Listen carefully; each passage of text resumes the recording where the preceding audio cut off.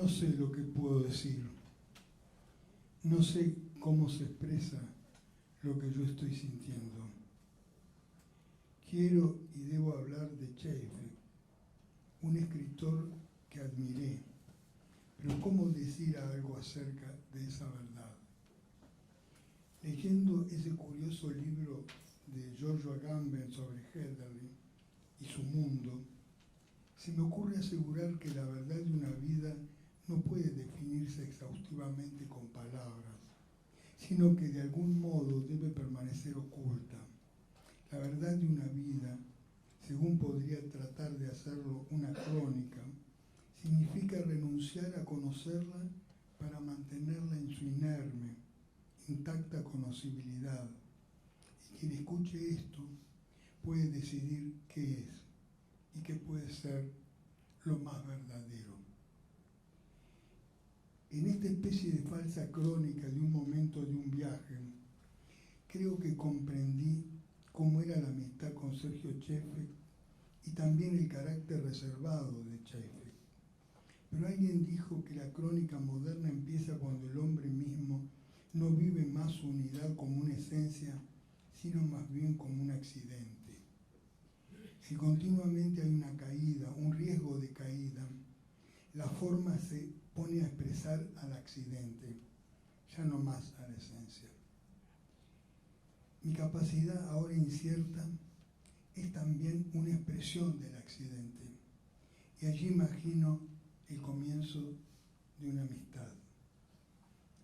Comienza por sorpresa, tenemos la sensación. No hace muchos años, creo que conocí a Sergio en ese viaje que hicimos un grupo de escritores y poetas a una residencia en el Hotel Yao Yao. La visita o la aventura a este lugar fue pródiga en alternativas.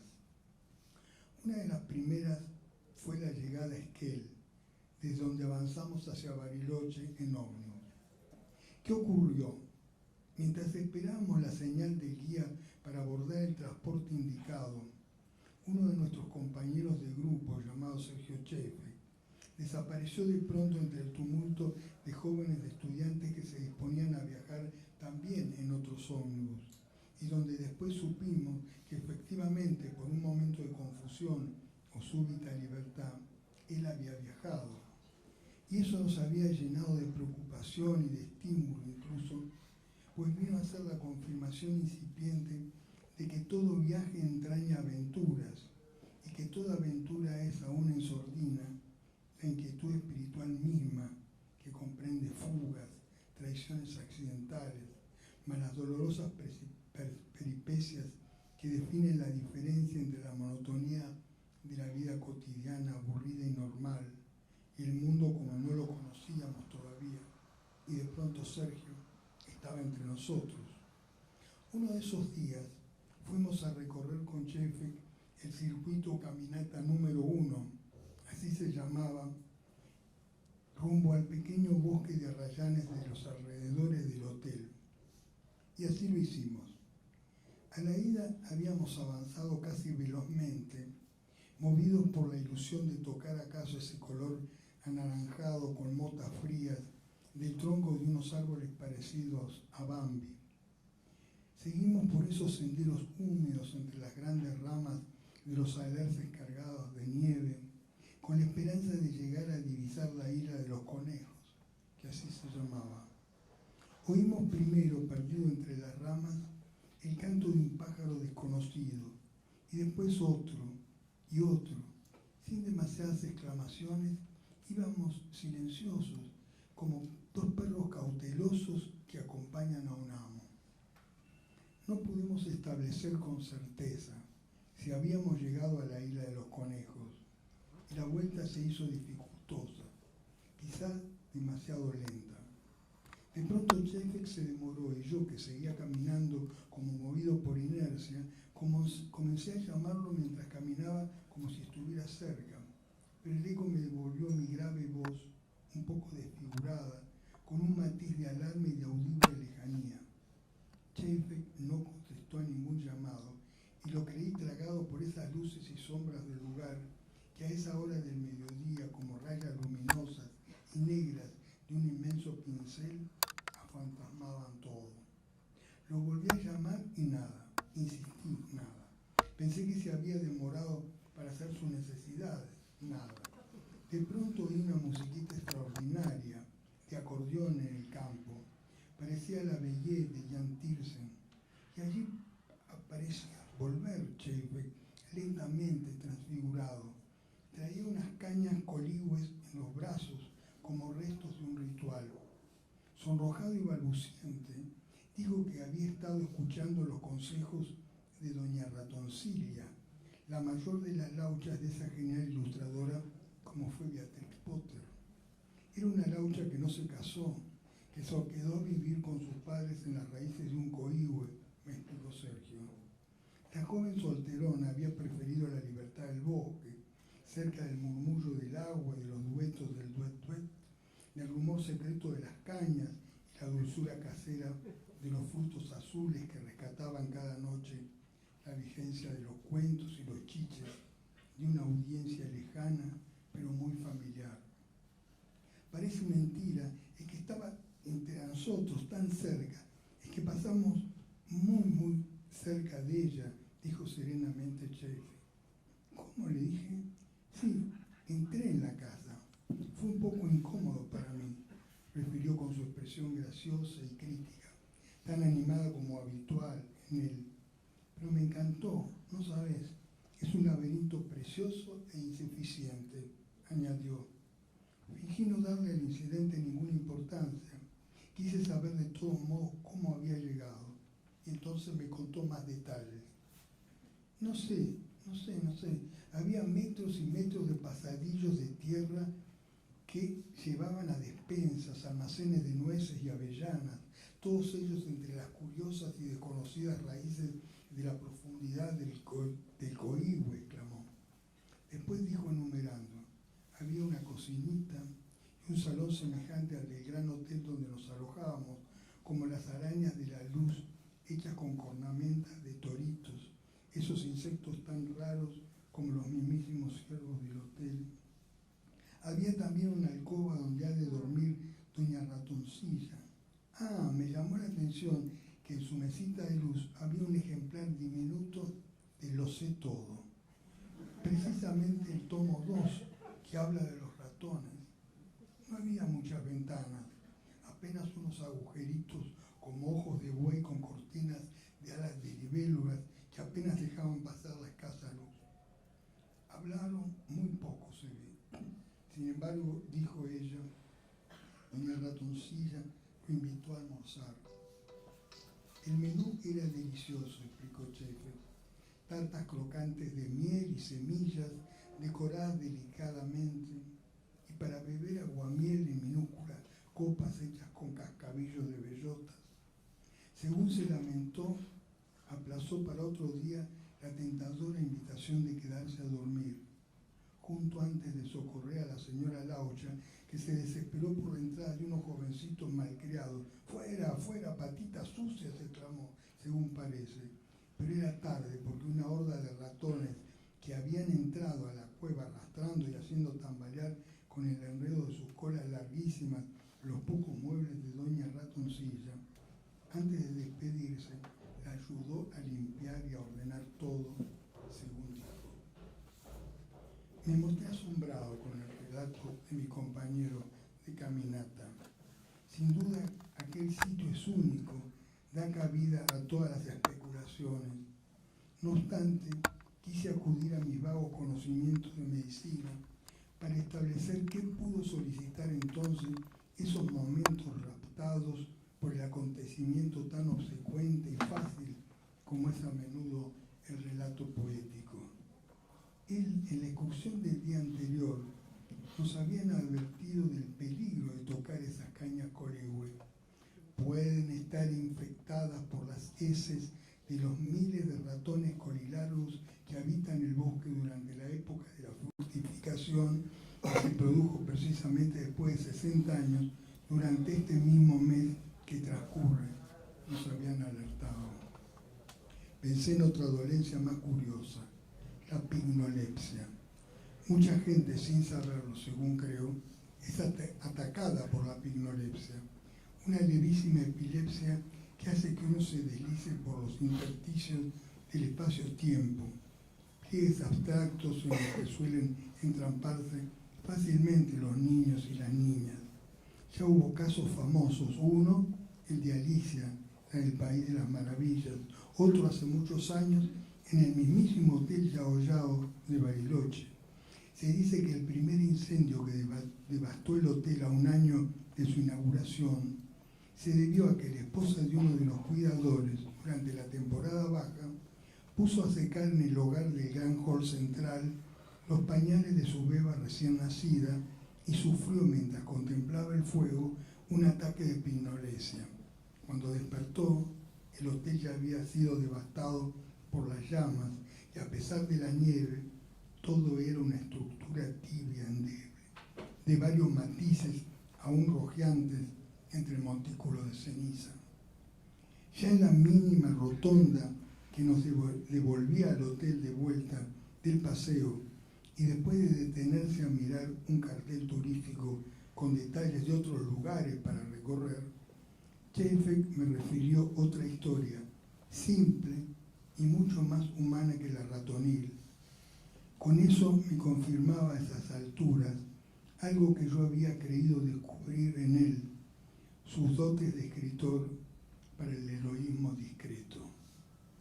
Me cuenta como al pasar: cuando mi madre cumplió años, invité a comer a sus amigas. Eran 11 señoras encantadoras, mi mamá y yo. Se mostraron muy agradecidas con mi invitación. Le dijeron a mi madre qué hijo tan amable y buen mozo tenía, y le confesaron que sus propios hijos jamás habían tenido un gesto así. Me sentí un poco como Cristo entre apóstoles, subrayó Sergio, porque las 11 viejitas me estimularon desde entonces para escribir y razonar. Entonces pensé, uno empieza a escribir justamente mortificado por la ausencia o seducido por una incierta presencia. Es a partir de la muerte de alguien que se pone el punto de arranque de una escritura poética. Y después de sobrellevar la muerte, hay visiones de lo que uno quiere hacer. Es como un estado de vigilámbulo, mitad vigilia y mitad el sueño luctuoso de no querer perder una presencia más. Esa presencia de vigilámbulo, como suele definirse ese estado de semivigilia, es lo que yo identificaba en mí y también, curiosamente, en Chaffetz. Una razón más para justificar la extraordinaria comprensión de mi obra que sostuvo Sergio en su prólogo a mi poesía reunida. Ahora bien, para terminar, cuando yo digo devoción, a veces citando a Rimbaud y a veces citando a Yves Bonfoy, también lo digo ahora para mi amigo Sergio Chaffetz, que supo darme el aliento o empujón para la reunión de todos mis poemas, que supo mostrarme a su modo y hasta con su implacable humor a buscar en lo que yo había llamado poesía ese lugar de lo indeterminado y árido, donde él halló la promesa de una escritura de sigilo, de la entrega, de la presencia. Debemos entonces toda nuestra absoluta póstuma alabanza, acaso a esa voz consumida por una fiebre esencial, el arte de escribir, de integrarse a un mundo de posible redención, a esa voz que aceptamos escuchar en cada uno de sus libros y en el recuerdo de sus gestos que nos llamaron siempre con alegría, con extraordinaria fuerza y sensatez.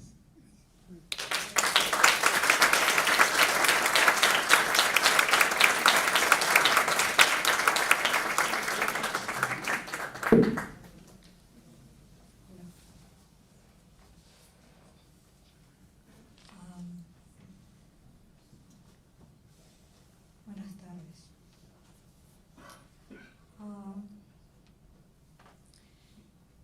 ¿Quién diría que Lenta Biografía no es un libro sobre la memoria? ¿Quién habría dicho que un día, hoy, iríamos a reunirnos para recordar, para hilar nuestros propios recuerdos, nuestros, ahora huidizos, inacibles, momentos con el querido Sergio. Lo que otra vez se prueba, cuánto más inverosímil puede ser la vida que cualquier ficción, cuánto más inesperada y brutal una noticia, un llamado, que cualquier desenlace, ese esperado broche de todo relato que Sergio supo evitar como nadie. Pero nos dicen que nos centremos en una sola memoria, un único recuerdo de nuestra amistad con él. De modo que me detendré en lo que para mí fue el primero, el recuerdo fundacional, diría, de una amistad de poco menos de 40 años, de sur a norte del continente, con un inesperado desencuentro en Caracas, en lo que Patricia Guzmán recordó hace poco como ese malentendido de ustedes. Y es probable, ya les cuento por qué. Muchos recordarán que uno de los hitos del año 84 en Buenos Aires fue el regreso de Josefina Ludmer a la UBA. Ese curso que creo que algunos más que yo recordaremos como el decíamos ayer de Ludmer, después de la dictadura, como había dicho Fray Luis al retomar su cátedra en Salamanca, después de años silenciado por la Inquisición. En ese curso, Martín Menéndez, Graciela Montaldo, Alan Pauls, Charlie Failing, Gabriela Nucels, Osvaldo Pardo y yo conformamos el grupo Benjamin Adorno, los dos autores sobre los que debíamos exponer llegado el turno. Que yo por entonces frecuentaba el bar La Paz no es noticia para nadie. Lo que no dejó de ser sorpresivo, al menos para mí, fue llegar al bar un domingo por la tarde y encontrar en la primera mesa de dos sobre corrientes, junto a la puerta principal, a mi compañera de curso, Graciela Montaldo, compartiendo un café con un joven para mí desconocido. Me acerqué. Hola, Graciela. Hola, Mercedes. Y ante mi mirada inquisidora procedió a presentarnos. Él es Sergio Schaeffer. Hola, Sergio, dije, formal. Y aquí Sergio se pone levemente de pie mientras yo le pregunto a Grace, con esa amplitud de criterio que nos invade cada vez que pasamos o volvemos, siquiera transitoriamente, a la universidad. ¿Él también es de letras?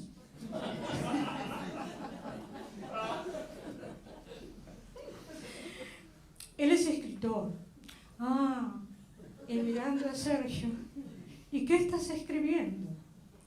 Una novela, dijo, firme, pero bajito. ¿Cómo se llama tu novela? ¿Ya tiene título? Sí, Lenta biografía. Ah, una biografía. No, lenta biografía, dijo, subiendo apenas la voz. Ese fue nuestro primer encuentro, el comienzo de una amistad siempre a prueba por el hablar bajito de Sergio y mi temprana pérdida de audición. Un esfuerzo mutuo que nos unió por casi 40 años a lo largo de todo el continente, tratando de encontrar el café, la mesa, el parque, en el que no interfiriera alguna voz que impidiera, o al menos no demasiado, el fluir de nuestra conversación, nuestro cariño. La música funcional, las máquinas de expreso, las voces chillonas, eran las enemigas acérrimas de nuestra amistad, nuestros encuentros. Lenta biografía es un libro sobre la memoria, sobre los avatares, los lapsus, las estrategias, los blancos, los ruidos y los huecos de la memoria. Hoy nos reunimos, inverosímil, inaceptablemente, a recordar a Sergio, a recordar nuestros momentos con él, a recordar la alegría y el cariño que dejó en su amoroso paso por la vida.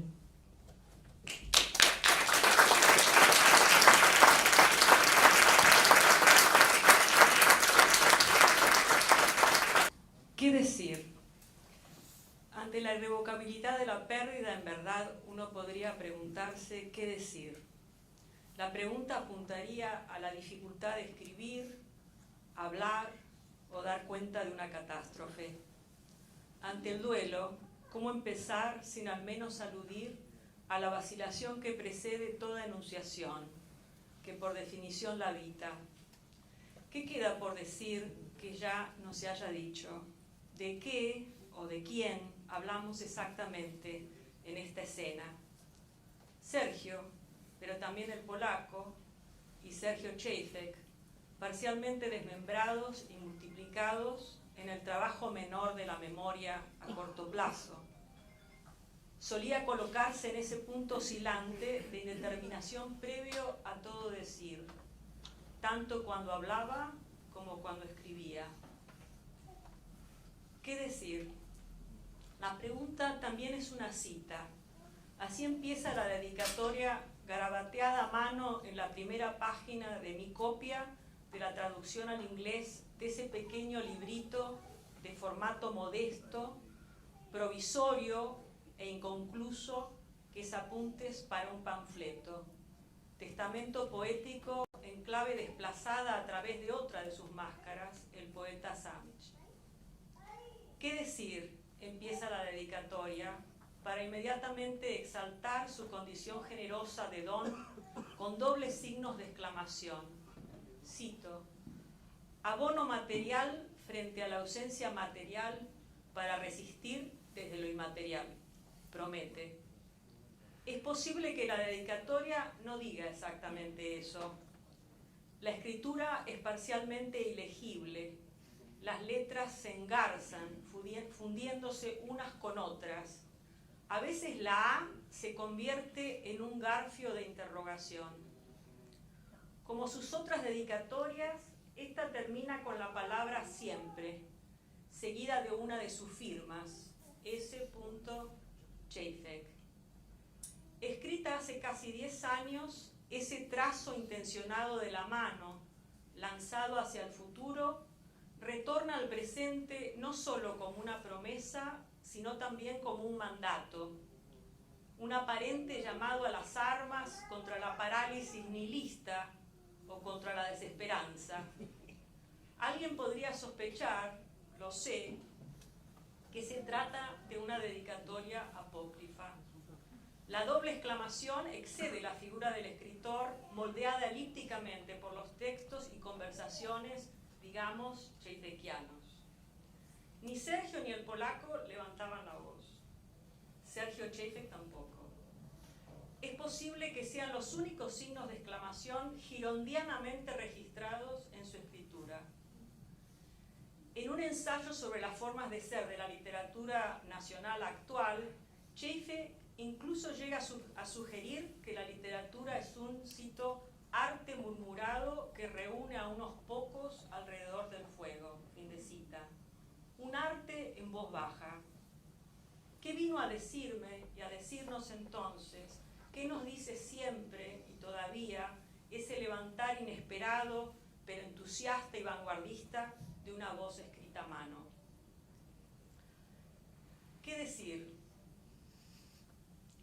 La última vez que el polaco y yo nos vimos, hablamos, como otras veces, con obsesividad saturnina, con lo que él llamó en otra parte un alarde de minucia, de las circunstancias banales de lo cotidiano, de la textura de la comida, del roce de la ropa, del ruido que llegaba de la calle. También hablamos de Villalobos, de la adaptación de Estrella Distante de Clarice Lispector, que acababa de concluir para una ópera, de proyectos inconclusos. Hablamos de la experiencia de la duración y de cómo a cada momento el presente se satura de redundancia. Antes de que yo partiera, repitiendo el gesto característico de llamar la atención sobre las convenciones arbitrarias de los rituales, de los que abominaba pero que cumplía con minuciosa ironía, el polaco se refirió a la inutilidad sin sentido de las despedidas. Porque, ¿qué es una despedida?, dijo. ¿Qué decir? En su libro Memorial, la poeta Alice Oswald retorna a la Ilíada de Homero para traducir todos los pasajes en que alguien muere. La selección es larga y penosa. más o menos populosa según sea el fragmento. A veces se pone en escena una muerte singular, a veces hasta 3 desapariciones por verso. A la certeza irrevocable de cada muerte, Oswald contrapone la exquisita imprecisión poética de una revelación siempre parcial, siempre inconclusa, en donde seguimos conversando con los muertos. Al concluir el libro y la expuesta en escena de todas las muertes que habitan el largo poema de Homero, Oswald desata una serie de símiles, comparaciones, que aluden al libro de sus muertos en totalidad, su monumentalidad íntima. Esa multiplicación metafórica pone en escena la imposibilidad contradictoria de dar cuenta de una catástrofe que es a la vez colectiva y singular, y acercándonos con cada ensayo y error a una articulación primaria del consuelo y de la felicidad en el lenguaje. En la primera de esas aproximaciones parciales, Oswald compara a los muertos a hojas secas y a la imposibilidad de narrar una historia completa de esas hojas. Leo. Like leaves, who could write the history of leaves? The wind blows their ghosts to the ground, and the spring breathes new leaf into the woods. Thousands of names, thousands of leaves. When you remember them, remember this. Dead bodies are their lineage, which matter no more than the leaves. Como hojas, ¿quién pudiera escribir una historia de las hojas? El viento acarrea sus fantasmas al ras del piso y la primavera reaviva nuevas hojas en el bosque. Miles de nombres, miles de hojas. Cuando recuerden esto: los cuerpos muertos son su propio linaje y no importan más que las hojas. Y a la vez, unos versos más tarde, cerrando el memorial, Oswald subraya la singularidad gloriosa de cada vida desde la perspectiva irrevocable de su desaparición. Like when God throws the star and everyone looks up to see that whip of sparks and then it's gone. Como cuando un Dios lanza una estrella fugaz y todos miramos a lo alto para ver ese haz de destellos y entonces desaparece. Y ahí perduramos en el evento que continúa sucediendo siempre en el presente del recuerdo y de los textos y trazos inconclusos que nos dejaron el polaco, Sergio y Sergio Čejfek. Abono material frente a la ausencia material para resistir desde lo inmaterial.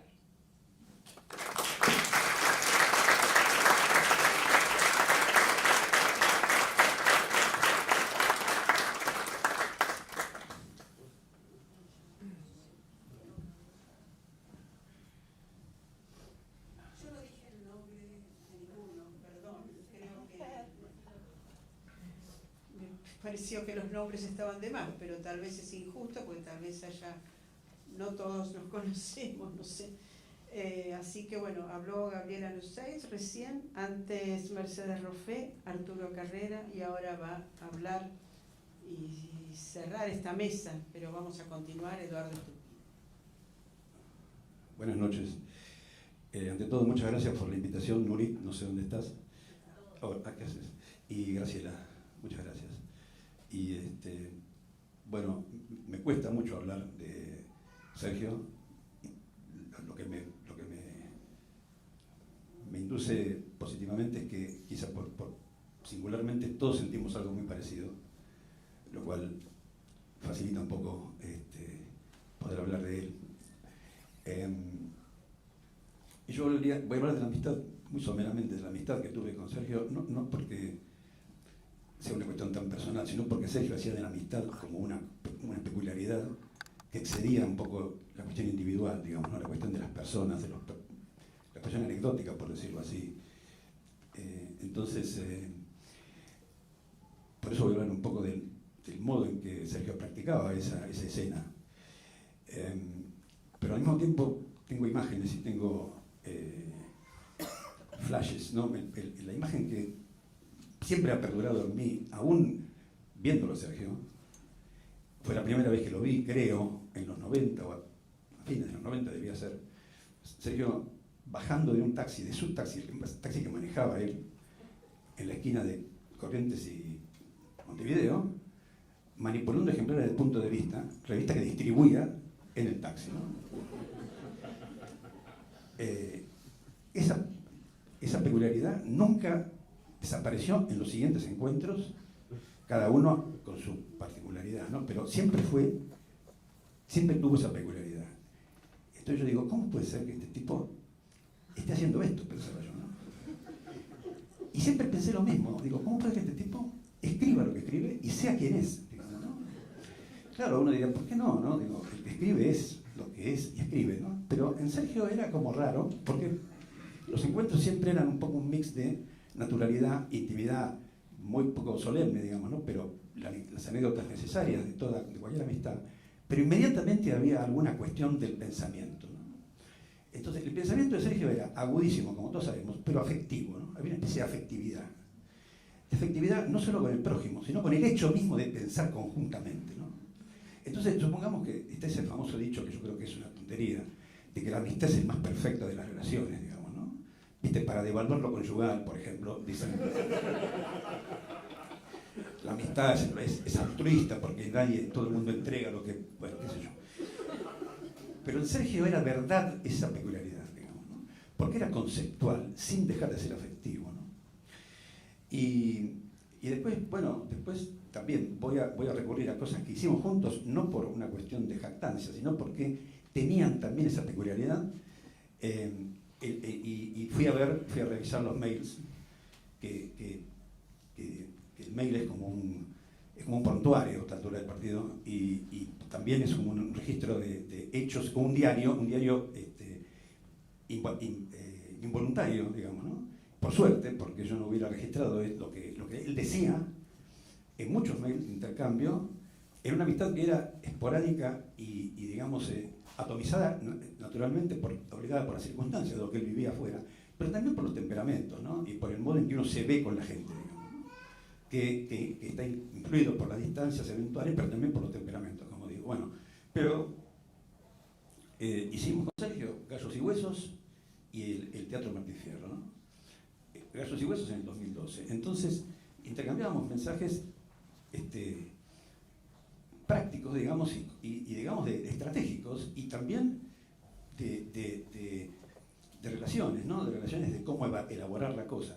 Y voy a citar algo que dijo, porque creo que como eso no se conoce, de nuevo pone sobre la escena esta cuestión de la privacidad, de lo íntimo y de lo conceptual. No estoy vulnerando una intimidad cuando leo esto, porque es probable que esto sea equivalente a lo que Sergio escribía, solo que lo escribió en un mail, y tenía que ver con lo que estábamos haciendo, digamos, ¿no?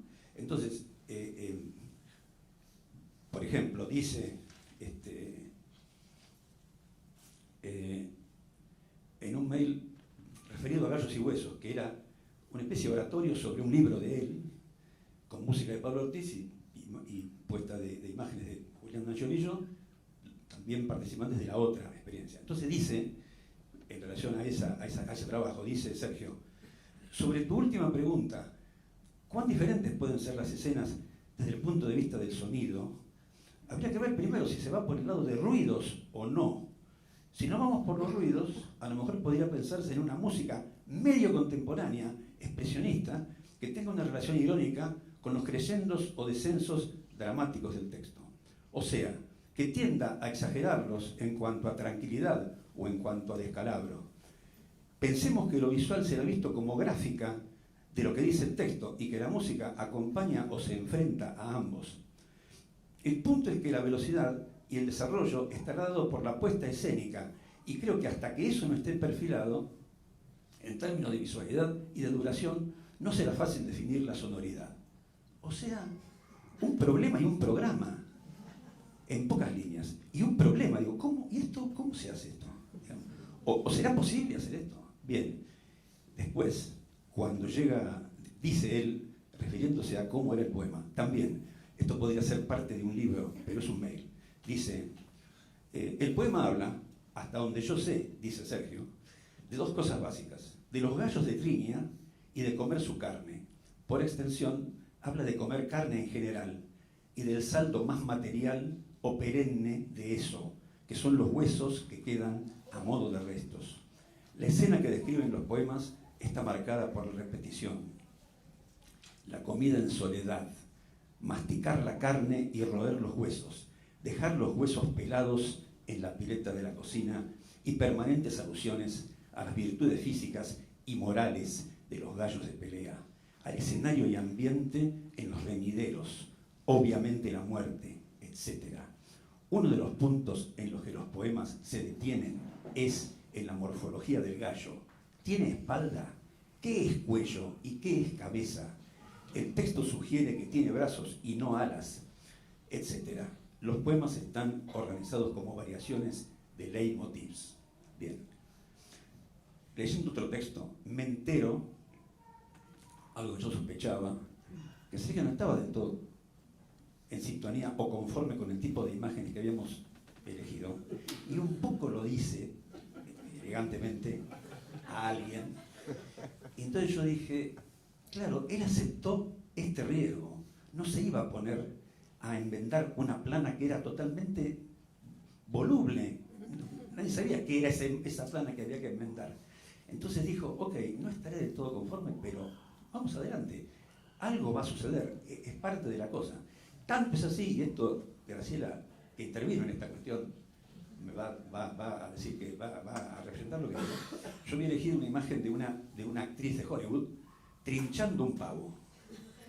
Era Jane Russell, en una escena de un aviso. Y yo dije, bueno, pavo, gallo.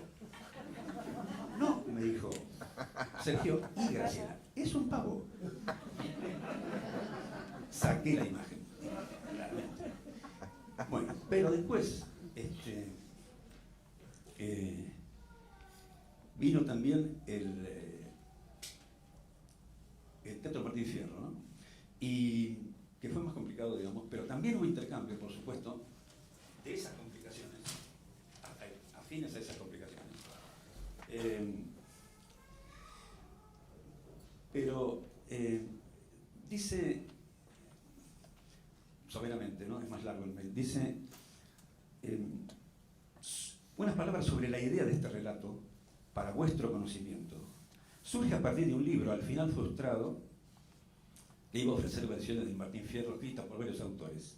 Me decidí por este formato y tono, descripción escénica, digamos, como una forma de aludir al hecho de que ya desde hace tiempo el Martín Fierro está colonizado por la escuela y el discurso más ritual y vacío acerca de la nacionalidad. Es por ello que el relato opera, me parece, como una síntesis de las acciones descritas en el poema, apartándose tanto de las tensiones históricas como de las intensidades líricas.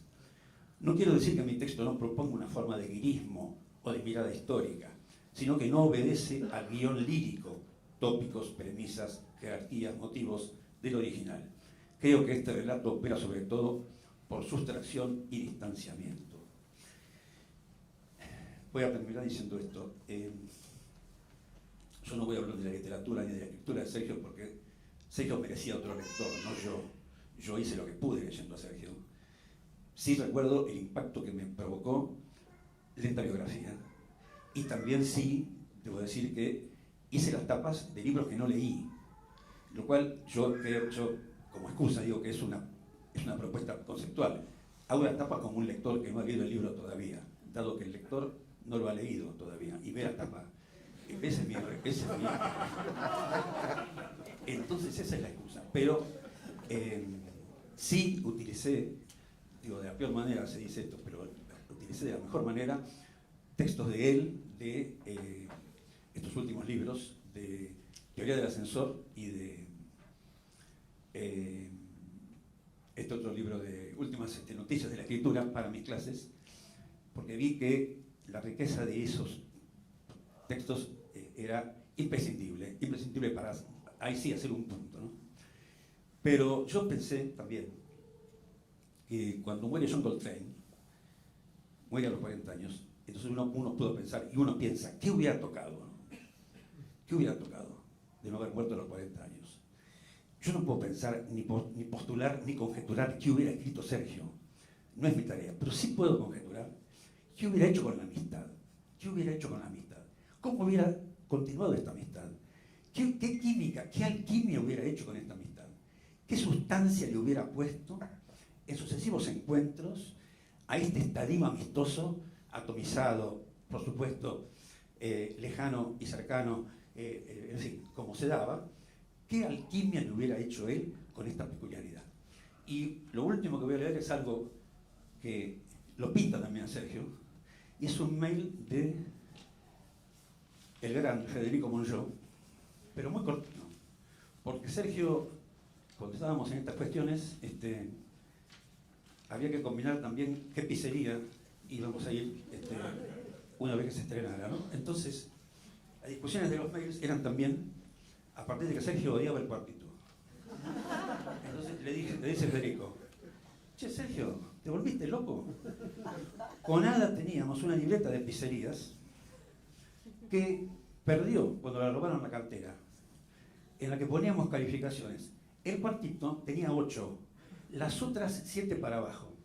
No le habíamos puesto 10 porque esperábamos un milagro, encontrar una pizza mejor que la napolitana del cuartito, que todavía no ocurrió. Nada más.